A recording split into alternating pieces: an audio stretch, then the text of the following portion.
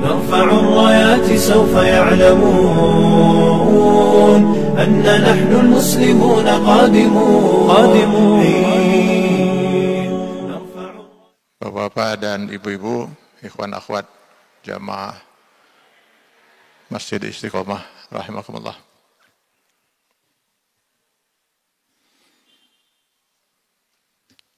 Kepada kita manusia, Allah Subhanahu wa taala sepenuhnya memberikan hak pilih.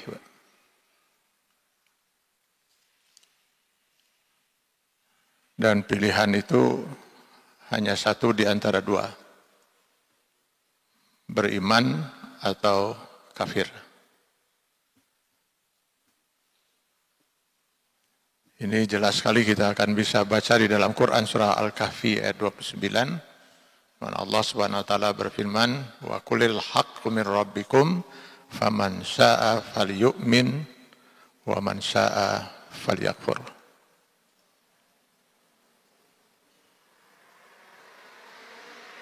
Pilihannya hanya satu di antara dua itu, mukmin atau kafir. Karena itu manusia terbagi hanya kepada dua golongan, mukmin dan kafir.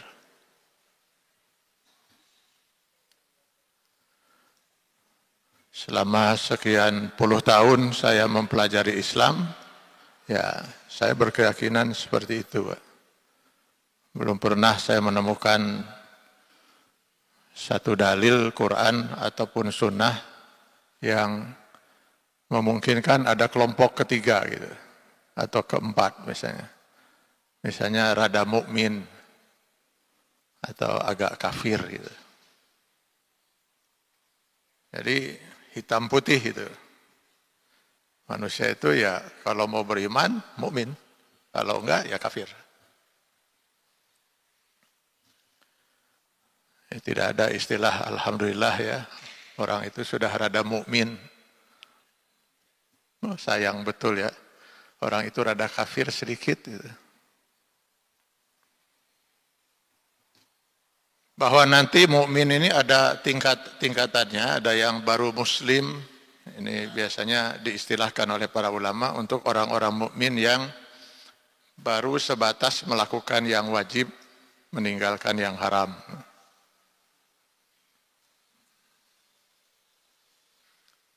Ada juga yang sudah tingkatannya muhsin.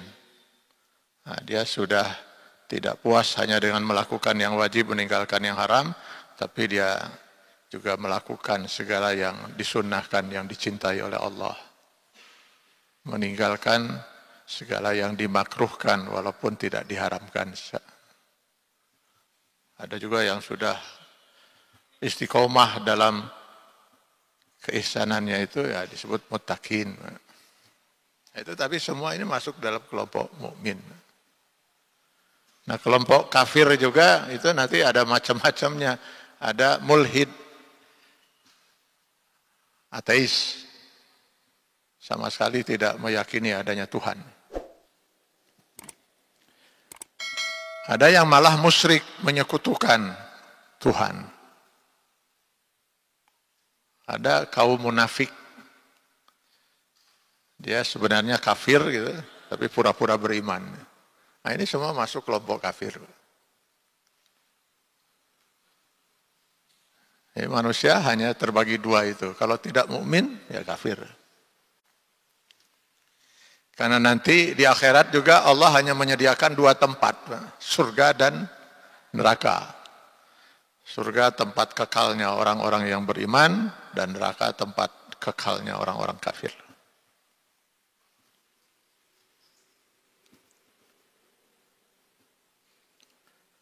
Kenapa saya ingin mengangkat tema ini, Pak? Mungkin ini untuk sekian kali pertemuan nanti. Karena saya melihat makin hari di negeri yang katanya mayoritas muslim ini semakin tidak jelas batasan mana mukmin, mana kafir.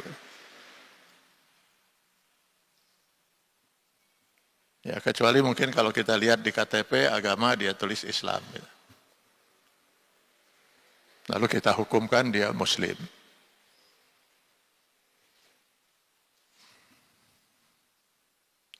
Tidak jelas lagi mana batasan mukmin dan kafir. Mal farqu bainal mu'min wal kafir. Kenapa? Karena fungsi Al-Quran, salah satunya di antaranya Al-Furqan, menurut hemat saya, ini tidak sampai Pak, secara utuh kepada umat. Di dalam Quran surat Al-Baqarah ayat 185, Allah menyatakan bahwa mengapa Allah menurunkan Al-Quran, itu fungsinya ada hudan linnas, wa bayyinati minal huda wal furqan. Al-Quran itu berfungsi sebagai petunjuk, sebagai hidayah, sebagai penjelasan terhadap hidayah itu, dan sebagai Al-Furqan, sebagai pembeda, pemisah.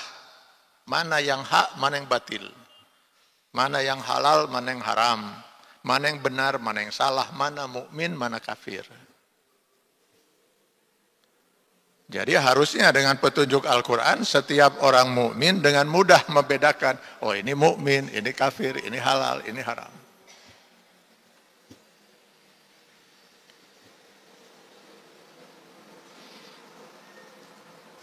Tapi karena dakwah misalnya untuk menyatakan yang hak itu adalah hak dan yang batil itu adalah batil, yang mukmin ya mukmin, yang kafir ya kafir, itu kurang disenangi, Pak.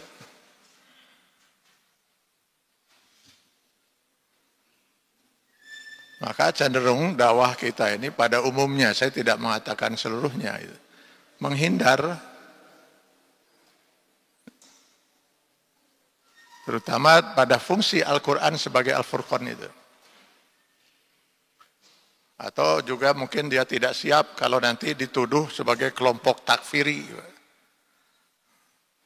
Ini sekarang ini ada orang-orang yang melemparkan isu gitu ya, bahwa ini orang ini atau kelompok ini adalah kelompok takfiri yang kerjanya mengkafir-kafirkan orang.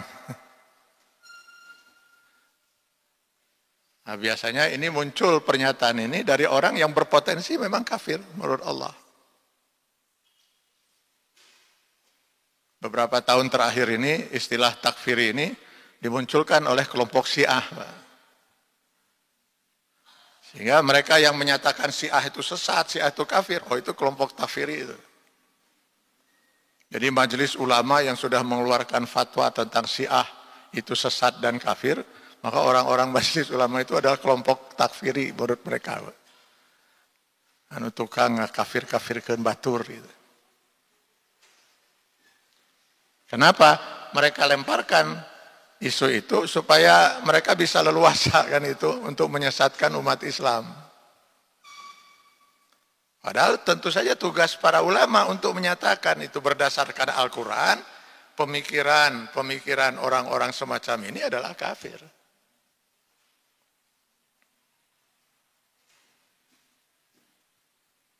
Dari satu sisi, Pak. Dari sisi yang lain, kita lihat di masyarakat kita masih banyak sekali praktek-praktek kemusyrikan yang dilakukan oleh mereka yang mengaku sebagai umat Islam. Yang kalau kita lihat di dalam petunjuk Al-Quran dan sunnah Rasulullah SAW, jelas sekali perbuatan-perbuatan itu adalah perbuatan musyrik.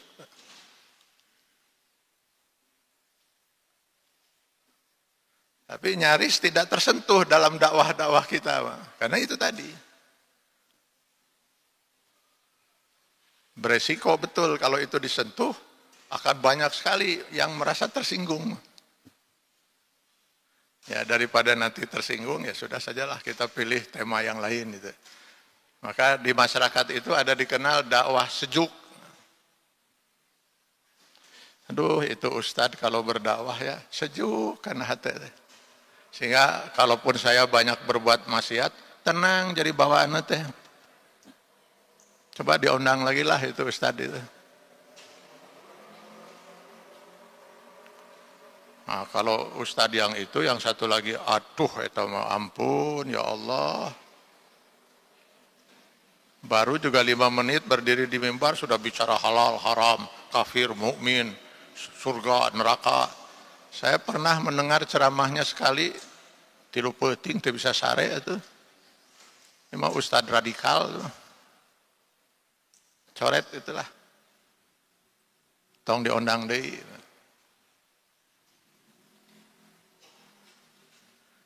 Hingga sekarang Menteri Agama itu punya rencana itu ya, bahkan sudah mulai mau dijalankan itu untuk mengeluarkan sertifikat para dai.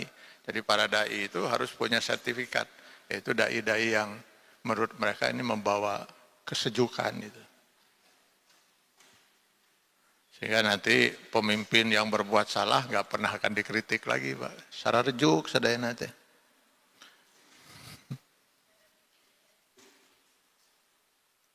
Jadi fungsi Al-Quran sebagai Al-Furqan, bahkan nama lain dari Al-Quran itu adalah Al-Furqan, pembeda, pemisah, itu sudah tidak jelas di mata umat Islam. Sehingga sangat mungkin kita, mungkin ya di antara hadirin, pernah menyolatkan seseorang yang meninggal dunia, padahal di mata Allah, orang yang disolatkan itu lebih iblis daripada iblis. Ayo, kurang tadi disolatkan.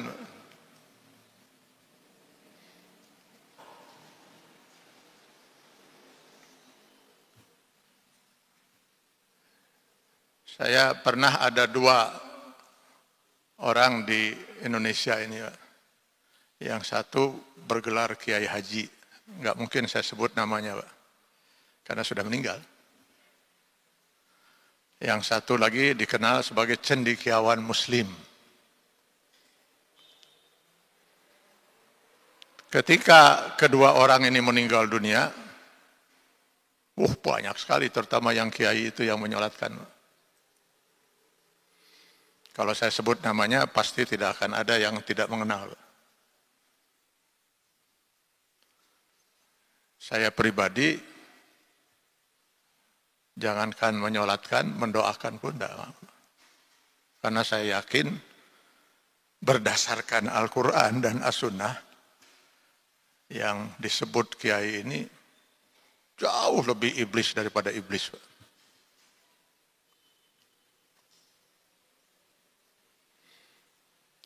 Iblis cuma menentang satu aturan Allah. Yang bersangkutan selama hidupnya berapa kali menentang aturan-aturan dan hukum Allah. Bahkan pernah mengusulkan agar Al-Baqarah ayat 120 dibuang dari Al-Quran.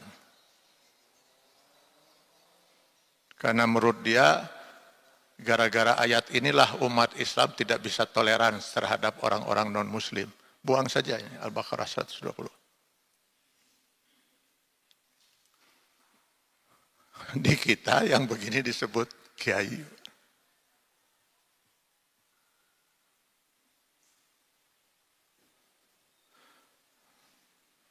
Dulu ada seorang cendekiawan Muslim, itu dikenal betul di Indonesia. Suatu ketika dia ingin menikahkan putrinya yang tinggal di Amerika dengan seorang pria Yahudi. Dan dia ingin pernikahan itu dilangsungkan di Islamic Center di Amerika. Tentu saja pihak Islamic Center Amerika menolak. Gimana ini, pernikahan apa ini?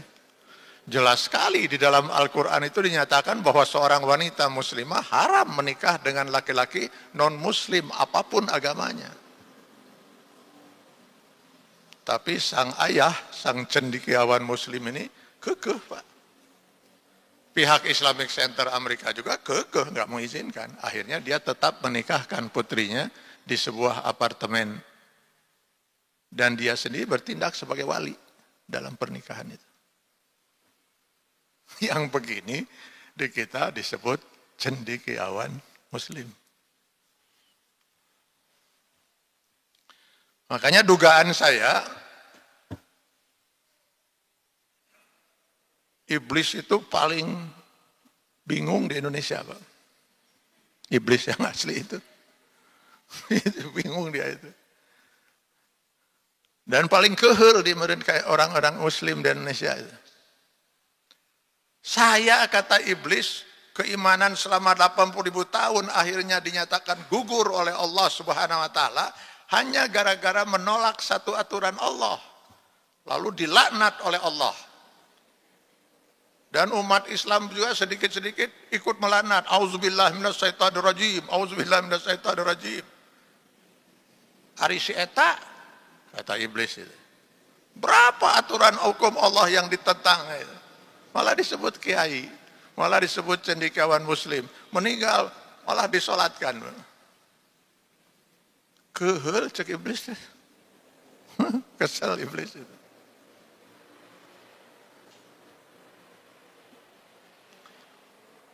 Maka dugaan saya, sangat mungkin banyak ibu-ibu yang selama ini terus berzina dengan laki-laki yang dia sebut suaminya.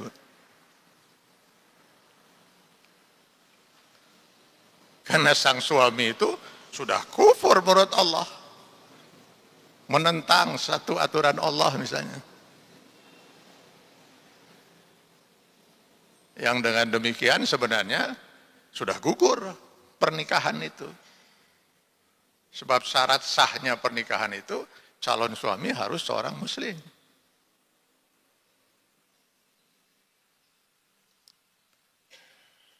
Jadi si istri itu sedang berzina, umur-umur jeung lalaki yang dia sebut suaminya itu. Akibat dari ketidakjelasan ini, mana yang batasan, mana mukmin, mana kafir.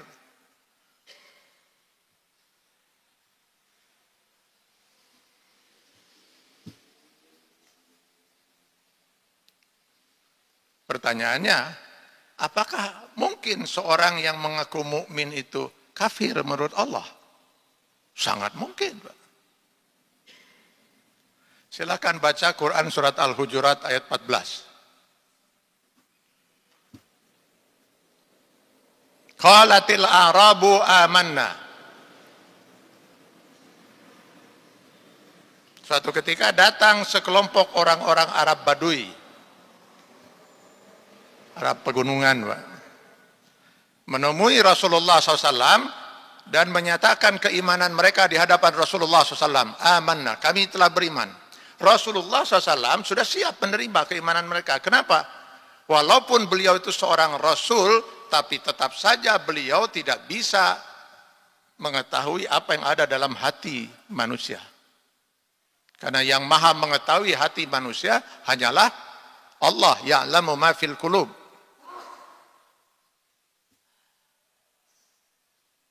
Karena itu salah besar ketika kita misalnya mengatakan, bagaimana mungkin kita mengkafirkan seseorang? Memang betul dia mengucapkan itu, memang betul dia melakukan perbuatan kekufuran, tapi jangan-jangan hatinya tidak seperti itu. Lah kita nggak tahu urusan hati orang. Kita menyatakan seorang itu mukmin atau kafir dari ucapan dan perbuatannya, bukan dari hatinya. Hati nggak pernah kita tahu, Pak. Sekarang saya ambil contoh. Berdiri seorang di samping saya. Lalu di hadapan Bapak dan Ibu sekalian menyatakan, asyhadu an la ilaha illallah wa asyhadu anna Muhammad Rasulullah. Pertanyaan saya, muslim nggak dia? Muslim. Kenapa? Lah dia baru menyatakan 2 kalimat syahadat, Pak. Jangan-jangan dia mengatakan itu karena mau menikah dengan seorang wanita muslimah, bukan karena dia meyakini agama Islam. Ya nggak tahu hatinya, Pak. Jadi kita menghukumkan seorang itu muslim dari ucapan dan perbuatannya, bukan pula dari hatinya. Begitu juga ketika kita menghukumkan seseorang itu kafir dari ucapan dan perbuatannya menurut Al-Quran atau sunnah Rasulullah, itu kafir. Urusan hati kita nggak tahu. Jangankan kita, Rasulullah pun tidak tahu hati manusia. Makanya Rasulullah siap menerima keimanan mereka. Allah yang maha mengetahui hati manusia kemudian mengingatkan kepada mereka lewat Rasulullah SAW. Kul, katakan Muhammad, sampaikan pada mereka yang menyatakan kami telah beriman itu, lam tu'minu, kalian belum beriman. Apa ini artinya? Allah menafikan pengakuan keimanan mereka. Jadi sangat mungkin orang yang mengaku beriman itu tidak beriman menurut Allah.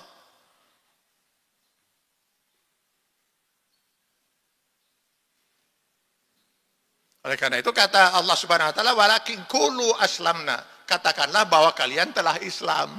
Nah, itu dengan ucapan seorang mengaku muslim. Urusan keimanan itu ada dalam hati. Kenapa? Walamma yadkhulul iman fi qulubikum. Karena keimanan belum lagi masuk ke dalam diri kalian. Allah menyatakan mereka belum beriman. Mulutnya menyatakan kami telah beriman.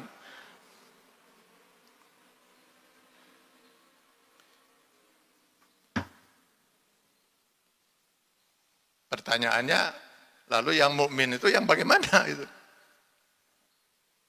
Yang mukmin itu yang seperti apa?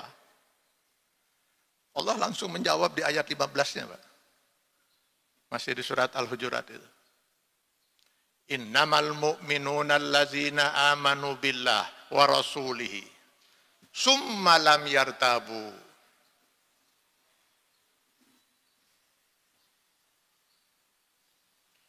Wajahadu bi amwalihim wa anfusihim fi sabilillah ulaika humus shadiqun. Innamal mu'minun. Kata innama dalam bahasa Arab dikenal sebagai adatul hasr. Yang kalau ini masuk ke dalam satu kalimat, maka apa yang disebut dalam kalimat itu menjadi khusus, Pak. Sehingga hadis Rasulullah SAW yang mengatakan innama bu'istu liutammima makarimal akhlak. Saya diutus oleh Allah, kata Rasulullah, hanyalah semata-mata untuk menyempurnakan akhlak manusia. Jadi risalah Islam ini akhirnya bermuara kepada pembentukan akhlak.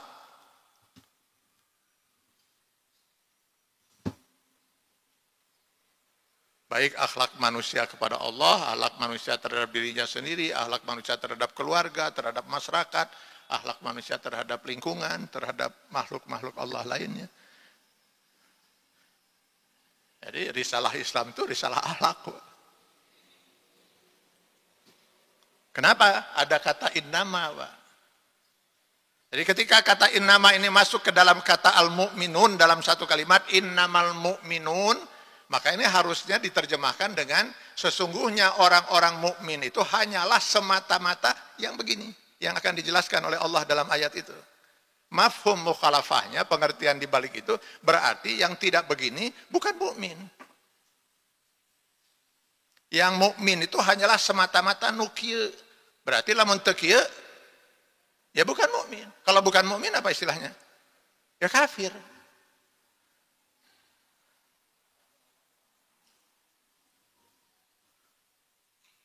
Nah, siapa yang mukmin itu? Allazina amanu billah, mereka yang beriman kepada Allah. Beriman pada Allah berarti beriman kepada 6666 ayat Al-Qur'an firman-Nya. Wa rasulihi, dan beriman kepada Rasul. Beriman pada Rasul berarti beriman pada sekian ribu hadis-hadis yang sudah disepakati oleh para ulama memang benar itu hadis bersumber dari Rasulullah SAW. Summa lam yartabu, lalu dia tidak ada keraguan sedikit pun, tidak ada keraguan terhadap satu ayat pun, bahkan satu kata pun dalam firman Allah atau hadis. Khusus dalam Al-Quran di awal Al-Baqarah Allah menyatakan zalikal kitabul la raiba fi. Quran itu tidak boleh ada keraguan.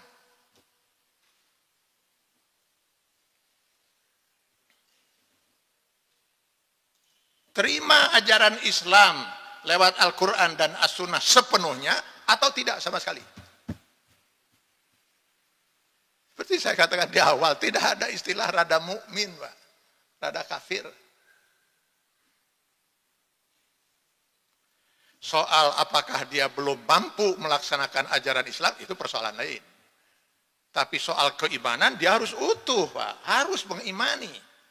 Gak boleh ada satu aturan Allah pun yang diragukan.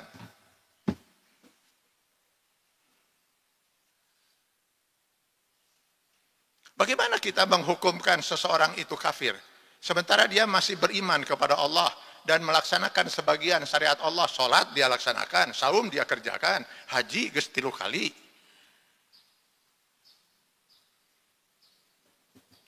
Sekarang pertanyaan saya, iblis itu beriman nggak kepada Allah? Saya yakin betul, Pak, keimanan iblis kepada Allah jauh di atas kita, Pak. Kenapa? Bapak Ibu pernah berdialog dengan Allah? Pernah melihat Allah? Iblis berapa kali berdialog dengan Allah? Baca Al-Quran. Berdialog langsung dengan Allah.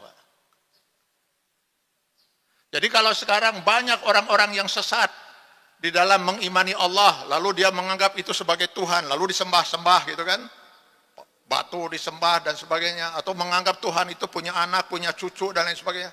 Iblis tidak mungkin sampai sesat ini. Keimanan iblis itu. Loh, iblis tahu persis kalau Allah itu tidak punya anak. Ya, iblis berdialog langsung dengan Allah, Pak. Wajarlah kalau iblis dengan keturunannya itu sempat hidup dalam keimanan selama 80.000 tahun, Pak. Lalu kenapa akhirnya iblis itu dilaknat? Hanya karena mengkufuri satu aturan Allah. Disuruh sujud kepada Adam, menolak. Dan menolaknya itu bukan karena malas, Pak. Karena dia yakin bahwa aturan Allah yang satu ini salah. Khalaqtani min nar wa khalaqtahu min tin. Kau ciptakan aku dari api, sedangkan kau ciptakan manusia dari tanah. Dari bahan ciptaan jelas saya lebih mulia. Harusnya manusia yang diciptakan dari bahan tanah yang sujud hormat kepada kita. Allah dibalik itu ya Allah, aturan dari Allah. Allah dianggap membuat aturan yang salah. Pira aku teu kafir, Pak.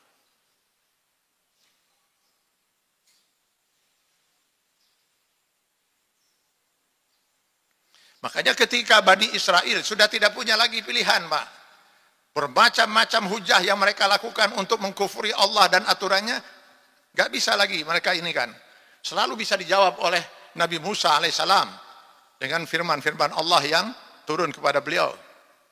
Maka akhirnya Bani Israel kemudian menyatakan, kalau begitu kami siap beriman.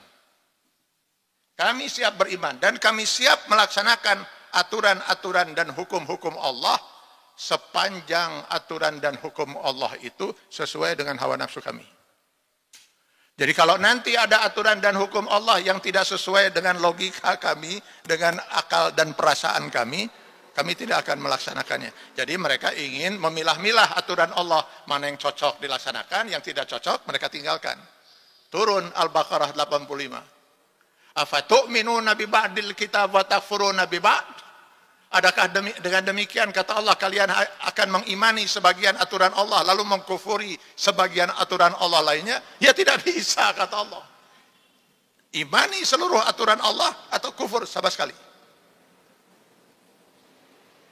Allah nggak bisa membiarkan manusia mengimani Allah dan mengkufuri juga Allah.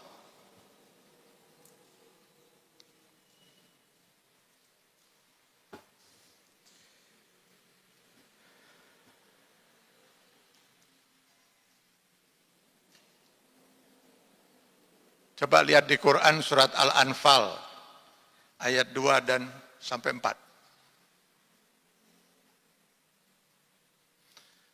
Kembali Allah mengawali firman-Nya dengan kata innamal mu'minun. Sesungguhnya orang mukmin itu hanyalah semata-mata allazina iza dzukirallah wajilat qulubuhum. Mereka yang apabila disebut nama Allah bergetar hatinya. Wa iza tuliyat alaihim ayatuhu, dan apabila dibacakan firman-firman Allah zadathum imana, bertambah keimanan mereka, bukan malah kemudian mengkufuri sebagian aturan Allah. Wa ala rabbihim yatawakkalun, dan hanya kepada Allah lah mereka bertawakal. Allazina yuqimuna shalat wa mimma razaqnahum yunfikun. Ulaika humul mu'minuna haqqan. Coba lihat itu. Di ayat 15 Al-Hujurat diakhiri dengan Innamal mu'minuna alladzina amanu billah summa lam yartabu wa jahadu bi amwalihim wa anfusihim ulaika humus shadiqun. Mereka inilah yang benar keimanannya. Pengertian di balik itu berarti yang tidak begini tidak benar keimanannya.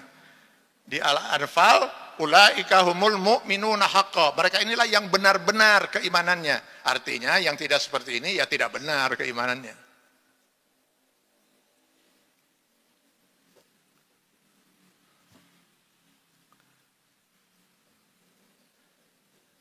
Saya pernah bertanya pada teman dekat saya, Pak. Saudara, saya bilang, saudara kalau disebut nama Allah, bergetar enggak hati? Ente cina biasa-biasa gitu.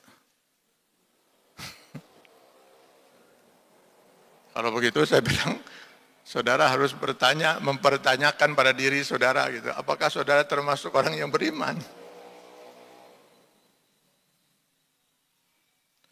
Kata Al-Quran, orang mukmin itu hanyalah mereka yang kalau disebut nama Allah bergetar hatinya.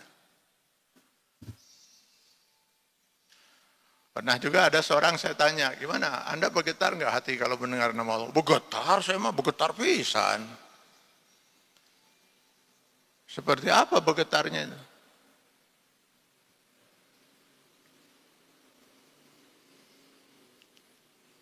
Bergetar tapi tidak melaksanakan syariat Allah, getaran naon atau itu. Bukti bahwa dia bergetar hatinya kalau disebut nama Allah, dia langsung teringat dengan syariat Allah dan siap untuk melaksanakan aturan dan hukum Allah itu getaran itu.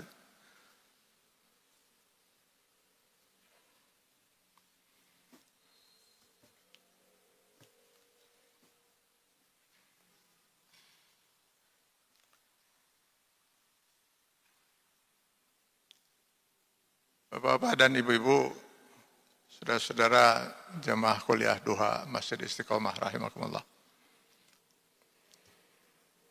Jadi kita harus siap bertanya dan menjawab dengan diri sendiri.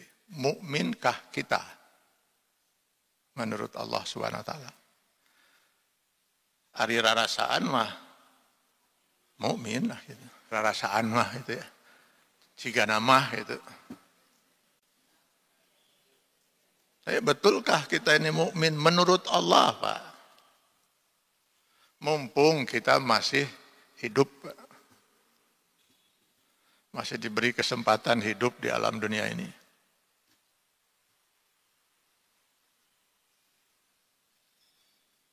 Sebab ini mukmin dan tidak mukmin ini hal pertama yang akan menentukan selamat atau tidaknya manusia. Wal asri innal insana lafi khusrin illal ladzina amanu. Keimanan ini syarat pertama untuk manusia itu terhindar dari lafi khusrin.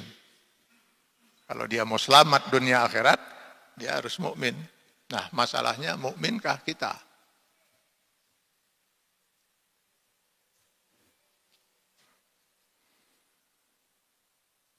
Orang yang mukmin dengan sendirinya dia akan muslim. Itu bukti bahwa dia mukmin itu, maka dia akan muslim. Mukmin itu orang yang beriman, muslim itu orang yang berislam.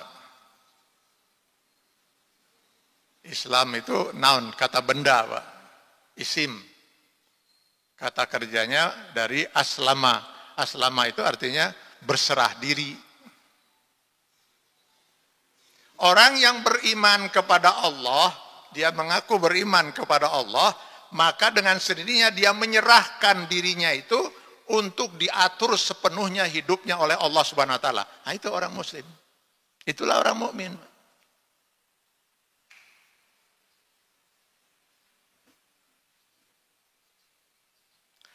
Mau dimengerti atau tidak dimengerti oleh akal dia, aturan Allah itu. Karena dia beriman bahwa Allah lah yang maha tahu, maka dia mentaati semua aturan Allah. Walaupun dia tidak memahami kenapa ada aturan seperti itu. Itu ciri orang yang muslim. Dia berserah diri kepada Allah. Karena dia beriman kepada Allah Subhanahu wa ta'ala.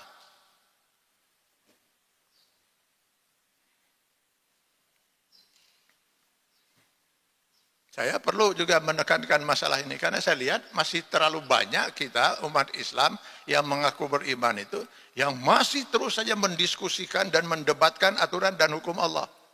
Kenapa aturan Allah kudu kieu? Nah kudu kitu. Kunaon teu kieu? Kunaon teu kitu? Apa itu definisi khamar? Berapa persentase alkoholnya? Terus apa definisi teler?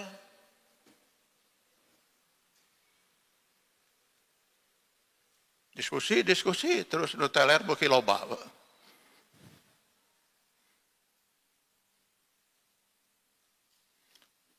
Di zaman Rasulullah SAW nyaris tidak ada diskusi seminar seperti itu.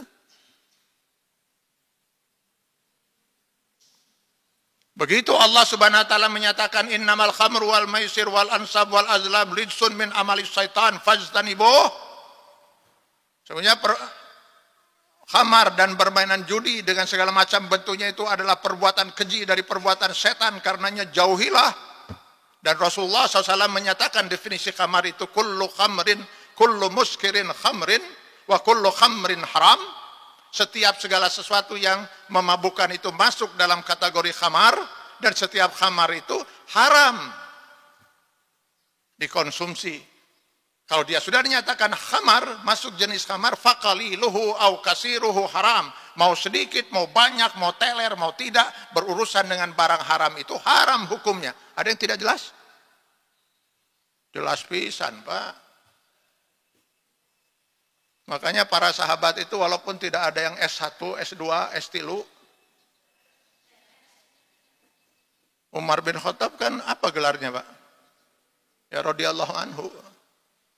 Tidak ada yang Profesor Dr. Umar bin Khattab, Dr. Andes, Abu Bakar As-Siddiq, MA.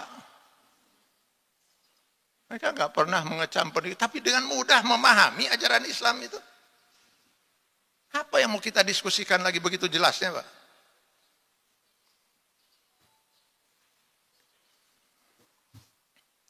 Saya tadi menyatakan bahwa saya mempelajari Islam sampai puluhan tahun, Pak.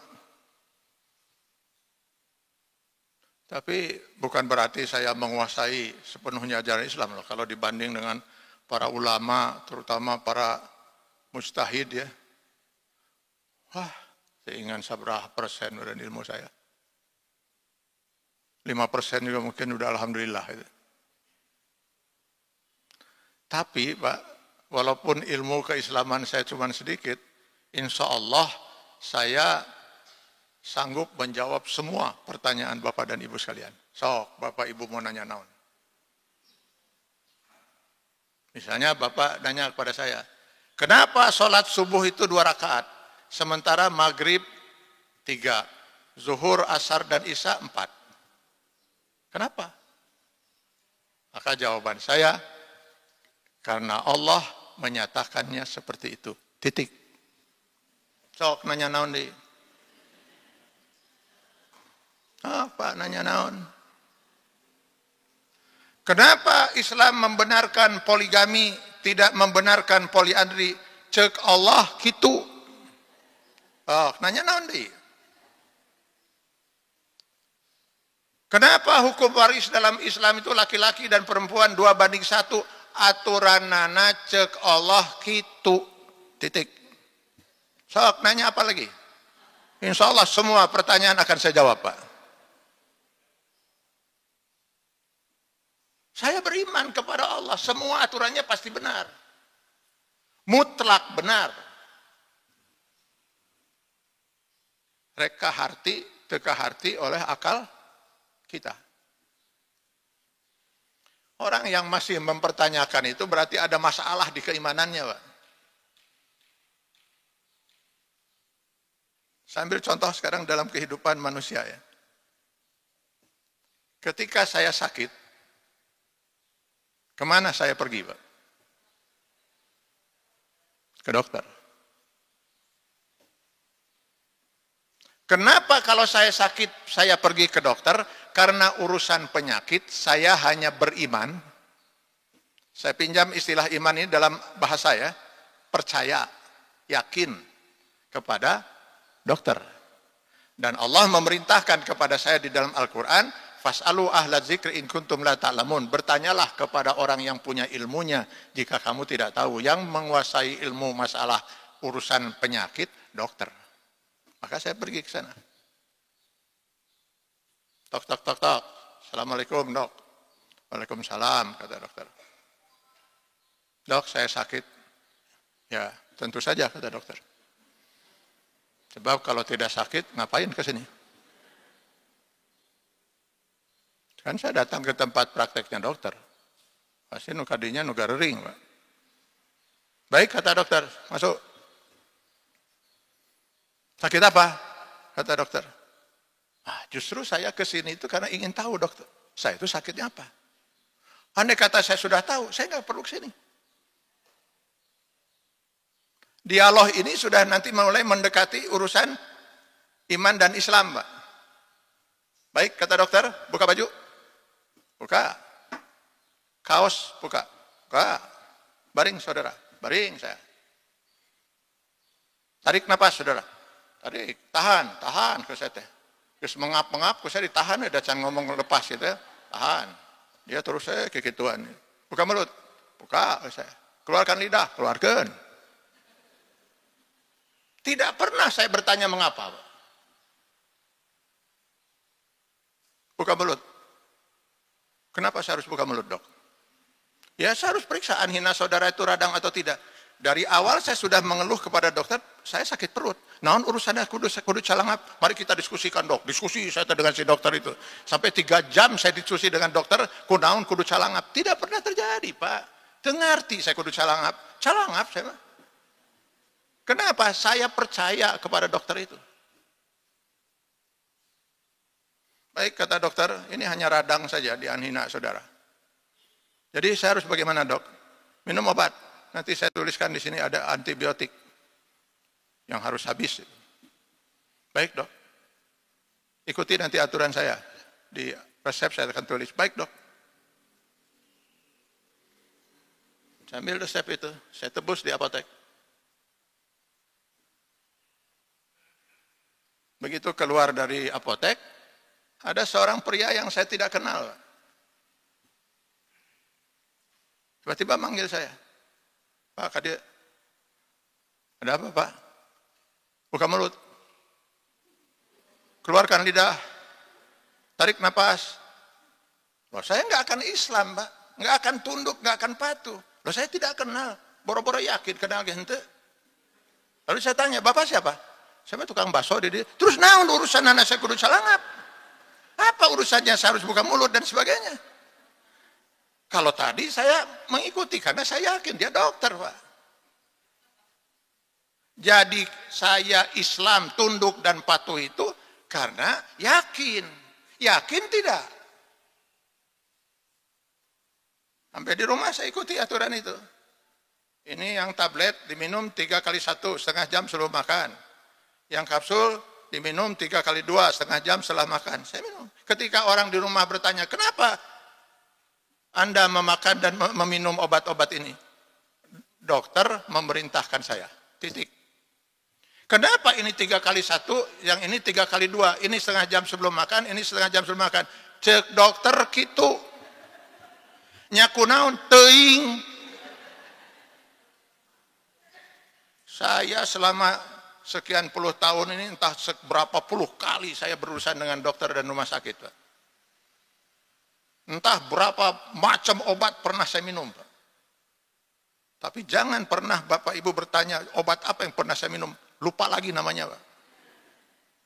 Saya minum saja, boro-boro tahu apa hikmahnya obat itu, Pak. Saya minum saja karena percaya kepada dokter. Padahal dokter ini mungkin salah memberi resep. Mungkinkah Allah yang maha tahu ini memberi resep yang salah? Al-Quran 6.666 ayat plus sekian ribu hadis ini resep dari Allah untuk mereka yang ingin selamat dunia dan akhirat. Terima aturan ini dan laksanakan, pasti selamat. Nggak perlu banyak bertanya-tanya, Pak.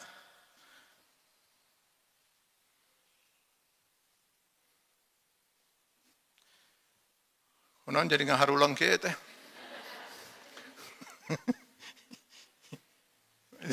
Mukminkah kita? Muslimkah kita?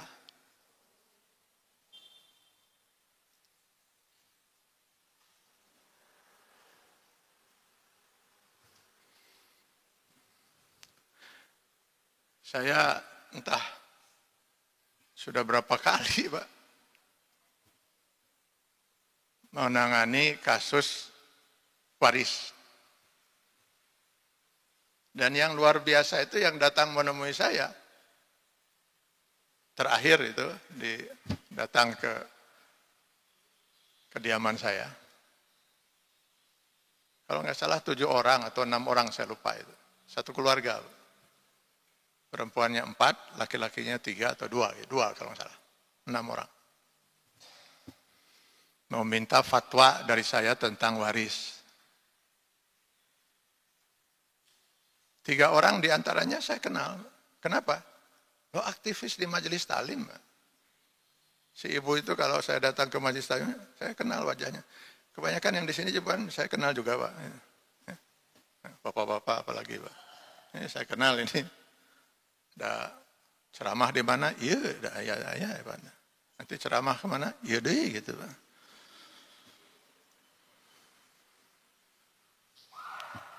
Apa saya bilang masalahnya? Ayah saya almarhum meninggal dunia sudah. Tinggal istri dan kami anak-anak.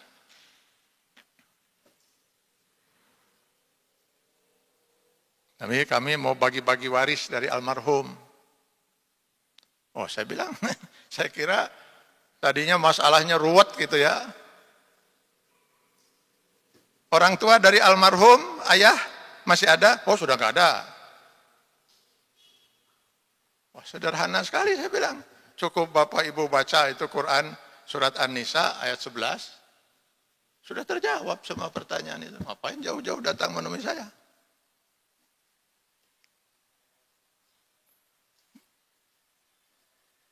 Bahwa kalau almarhum meninggalkan istri dan anak-anaknya itu ada laki-laki, maka saudara kandung, saudara sebapa, saudara seibu terhalang semua. Jadi ahli waris cuma istri dan anak-anak. Sederhana sekali saya bilang dalam Al-Quran itu. Istri karena punya anak almarhum, maka istri mendapat 1/8. Yang 7/8 dibagi 6. Di mana laki-laki mendapat 2 bagian. Berarti sekarang harta dibagi 8 kan. Yang laki-laki masing-masing, yang 2 orang itu masing-masing mengambil 2/8 kali 7/8. Sisa harta yang wanita mengambil 1/8 kali 7/8. Sederhana sekali. Hari suganto aya naon sudah. Masalahnya Pak, kami ingin ini dibagi rata. Saya tanya, Ibu mau bertanya kepada saya hukum waris berdasarkan Islam atau berdasarkan keinginan Ibu? Kalau berdasarkan Islam sudah saya jawab.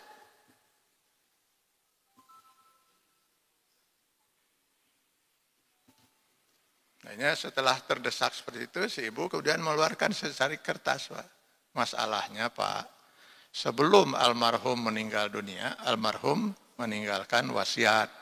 Ini wasiatnya. Ditandatangani di atas meterai, ada 2 orang saksi. Di mana isi wasiat itu, nanti kalau saya meninggal dunia, hendaknya harta waris dibagi rata antara anak yang laki dan anak perempuan. Wasiat dari almarhum. Nah, kalau kita sampai melanggar wasiat almarhum, kan berarti kan kita durhaka kepada orang tua. Kalau durhaka pada orang tua kan Allah pasti membenci kita. Nah, hararebat tadi kan ngadalil negara itu.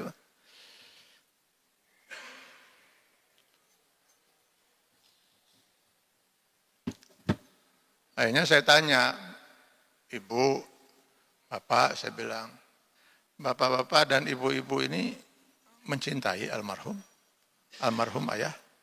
Oh sangat, Pak. Ingin almarhum di alam barzah itu tenang gitu. Ya inginlah, Pak. Sobek itu wasiat, saya bilang. jojoek eta wasiat, buang di tong sampah.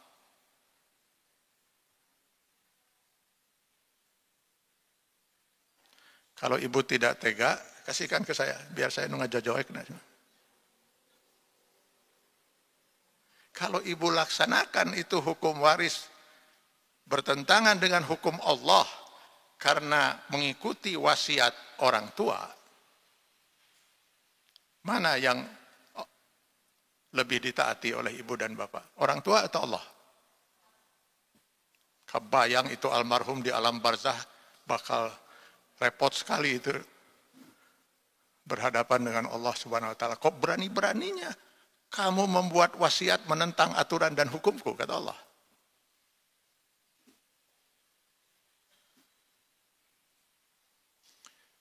Ketinggali masih kena ngahulang. Sekarang gini,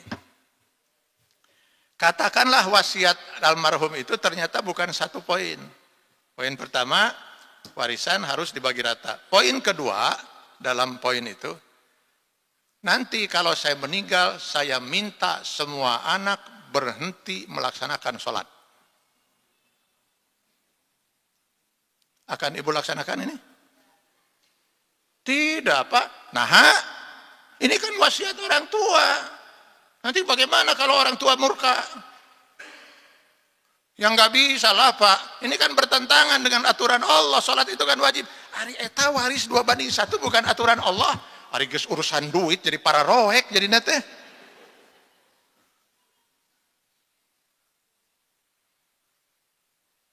Ya. Ini salah satu contoh. Bagaimana kita sudah terjebak gitu ya. Ini yang ketawa pasti iblis, Pak. Diakalin saja bagaimana itu sampai sekarang ada gonogini. Diperjuangkan bagaimana oleh para istri itu untuk bisa memperoleh gonogini, Pak. Tolong saya berikan satu ayat, satu hadis tentang gonogini, Pak. Aturan mana itu gonogini itu? Kan seorang istri itu sudah ditetapkan oleh Allah, haknya adalah kalau tidak 1/4, 1/8 dari harta suami. Di mana kudu dibagi 2 heula. Aturan gonogini itu. Saya cuma ngeri saja, Pak. Baca ayat 10-nya. Quran surat An-Nisa itu. Allazina yakuluna amwalal yatama zulman innama yakuluna fi butunihim nara. Barang siapa yang memakan harta anak yatim dengan cara yang zalim, bukan sesuai dengan aturan Allah, maka dia telah memakan hak ahli waris yang lain, maka sesungguhnya dia telah menyiapkan bara api neraka sepenuh perutnya. Jangan main-main urusan ini, Pak. Sekian rupiah yang bukan hak kita, kita paksa dengan aturan-aturan dunia kita gitu yang kita buat gitu kan, entah itu gonogini, entah mau dibagi rata dan lain sebagainya, sama dengan kita telah menyiapkan bara api neraka sepenuh perut. Siap itu memenuhi perut dengan bara api.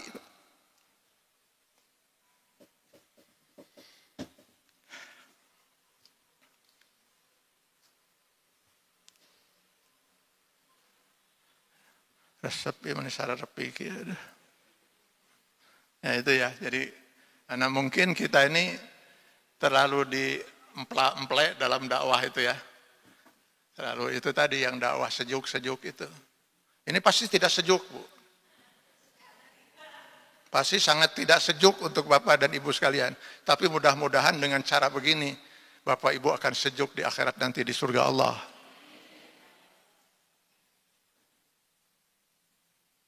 Katakanlah yang hak itu ya hak, yang batil batil.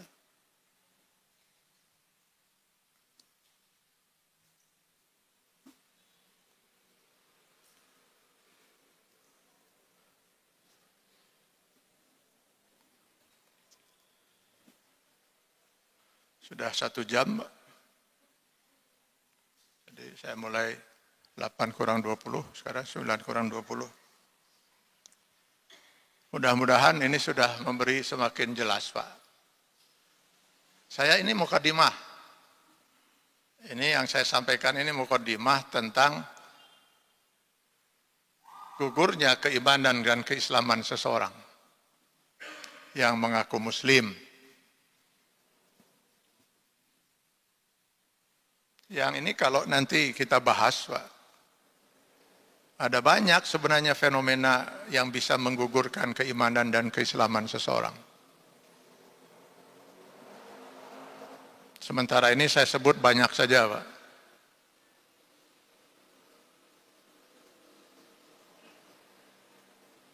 Karena masing-masing para ulama ada yang menyebutnya 20, ada yang mengatakan kurang dari itu dan lain sebagainya. Nanti kita coba bahas satu demi satu, Pak. 20 fenomena yang dapat menggugurkan keislaman seseorang. Cuman memang sayangnya di Istiqomah ini perjumpaan kita hanya sebulan sekali. Mudah-mudahan tidak lupa gitu ya. Kebetulan saya sedang membahas hal ini juga. Dulu pernah saya bahas 16 tahun yang lalu di kajian saksiyah di Al-Fajar. Sabtu rutin itu jam 10 sampai dengan zuhur. Usia kajian ini sudah 16 tahun, Pak. Ini sudah dihitung-hitung sudah 800 sekian puluh kali pertemuan. 3 tahun pertama kita bicara akidah ini. Karena ini fondasi, Pak. Yang kalau di dalam Quran surat Ibrahim 24-25 itu, akidah itu diibaratkan akar pada sebuah pohon. Wa amilus solihat dalam bentuk hablum minallah hablum minannas itu dahan, ranting, dan buah dari pohon itu. Maka kita nggak perlu bicara buah. Bahkan dahan dan ranting. Nggak perlu kita bicara itu kalau akar sudah tidak ada. Dan mual pasti mual buahan. Bahkan bertahan hidup pun pohon itu mustahil. Maka keimanan itu ditamsilkan oleh Allah di Ibrahim 24 itu seperti akar pada sebuah pohon. Kalau akarnya sudah tidak ada, ya sudah, pohon itu sudah tidak ada. Percuma saja, sholat, saum, haji, dan sebagainya. Kalau akidahnya sudah rusak. Nah, akidah itu rusak tidak harus seluruhnya. Satu sekecil apapun dia sudah tidak mukmin lagi di mata Allah. Akar itu dianggap sudah rusak.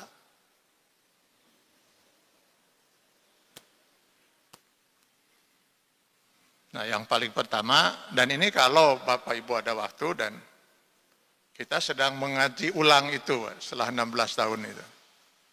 Kita sudah mulai lagi kaji ulang itu, tafsirnya kita tunda dulu sementara. Karena saya melihat ya semakin luar biasa itu. Kekufuran itu terjadi dalam kehidupan umat yang katanya mayoritas penduduk negeri ini. Termasuk kemusyrikan. Dan ini poin pertama, kemusyrikan yang sedang kita bahas. Berapa banyak kita lihat sekarang umat Islam yang terus melakukan praktek kemusyrikan. Jangan-jangan mereka nggak sadar. Mudah-mudahan mereka nggak sadar. Mudah-mudahan Allah memaafkan karena ketidaktahuan mereka. Tapi berapa banyak dosa kita yang membiarkan mereka melakukan itu semua. Jelas musyrik itu mah.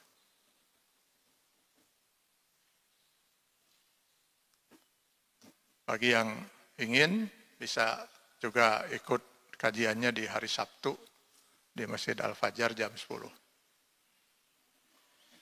Semoga Allah selalu membimbing kita di jalan yang diridhoinya. Mudah-mudahan keimanan dan keislaman kita bisa kita pertahankan secara utuh sampai akhir hayat kita. Sehingga kita berhak untuk memasuki surga Allah SWT. Amin ya Allah ya Rabbal Alamin. Terima kasih. Aku qouli hadza astaghfirullah li wa lakum. Assalamualaikum warahmatullahi wabarakatuh.